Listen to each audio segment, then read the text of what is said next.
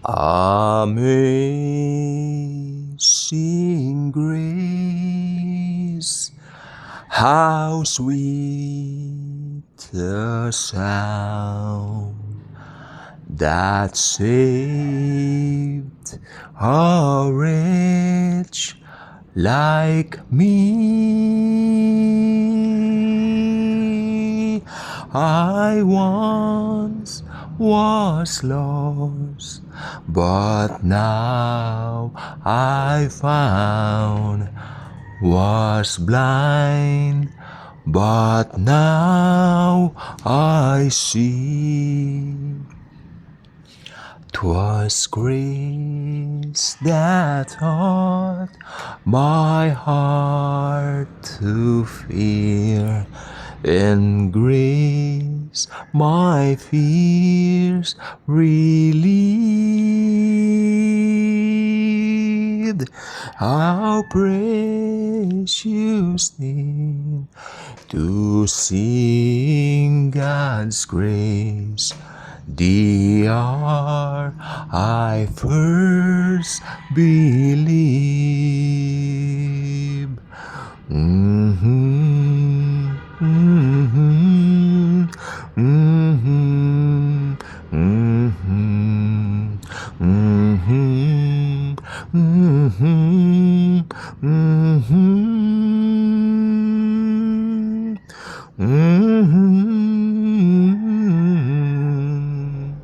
mm-hmm.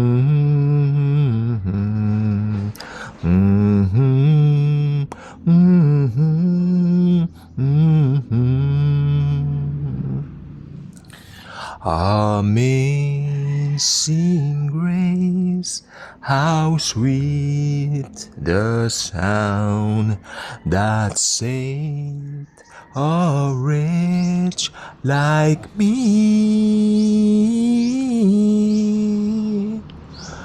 Oh Jesus, my Savior divine, thank you for saving me.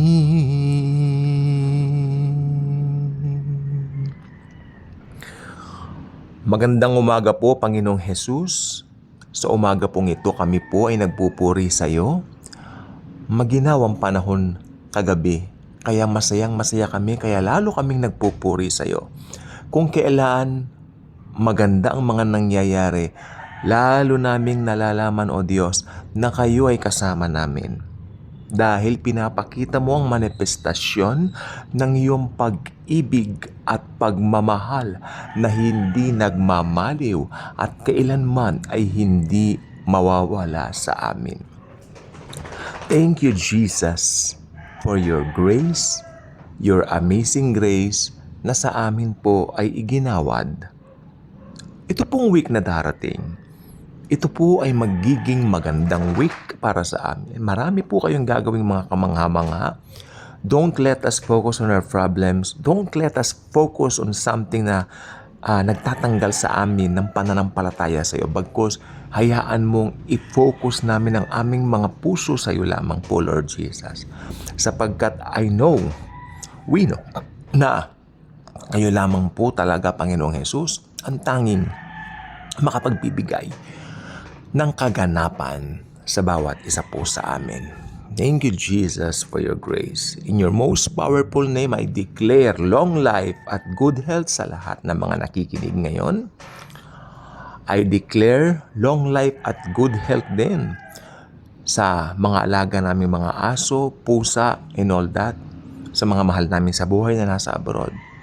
I declare prosperity, more money, sa mga bank accounts namin, madadagdagan ito.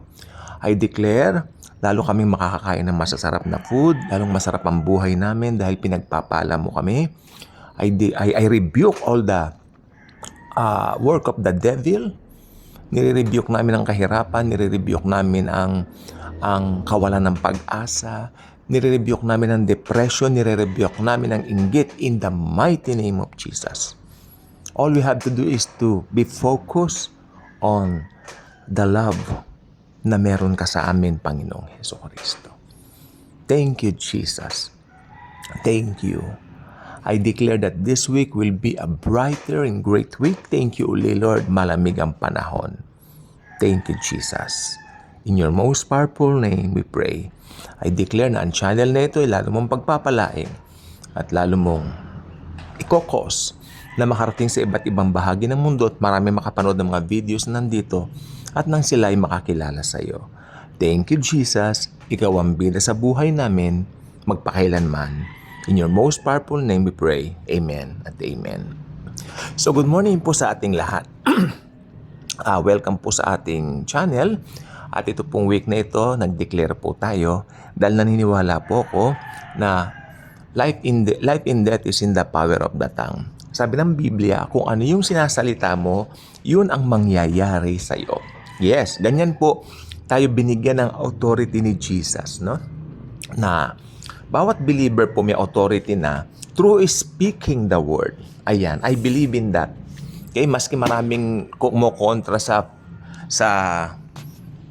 faith namin na ganyan, hindi po ako nawalan ng pananampalataya doon sa katotohanan na when we say something, nangyayari. Sapagkat proven po sa buhay namin yan. Pag proven sa buhay mo ang isang katotohanan, kahit anong sabihin nila, hindi ka anong tawag dito, hindi ka madadala. Hindi mo bibigyan ng thought na, "Oy, baka hindi ito ganyan." Hindi, kasi napatunayan mo eh. Okay? 'Di ba? So, since nakita mo na 'yon, nakita natin kung gaano tayo kamahal ng ating Father sa langit. Kasi anak po niya tayo. Kaya whenever we speak of something na dinidesire ng mga puso natin, ipagkakaloob niya. Mahal niya tayo. Gusto mo ba ng bagong phone? Yung mga pinakamahal na phone? I-declare mo at ibibigay yan ni Jesus sa'yo. Dahil mahal ka niya. Okay? So meron po tayong verse. 1 John, even kotse, even jet plane, kung talagang magagamit sa kingdom ni Lord yan, ipagkakaloob niya sa'yo. 1 John chapter 3 verse 1, ito po ang nakalagay. So, I hope magbasa po tayo ng mga Bibles natin.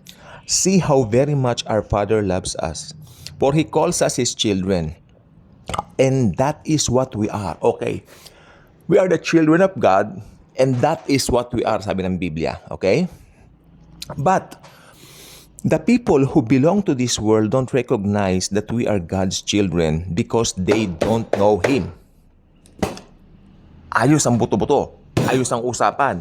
Kaya pala minsan tayo mga born-again Christians, pinag-iinitan tayo,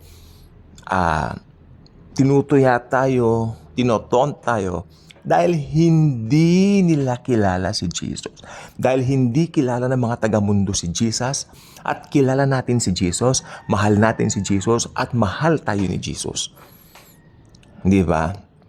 Kaya ang mga taga-mundo, hindi tayo naiintindihan, pinagtatawanan tayo. You know what? Pag pinagtatawanan ka ng taga-mundo, huwag kang mabubwisit.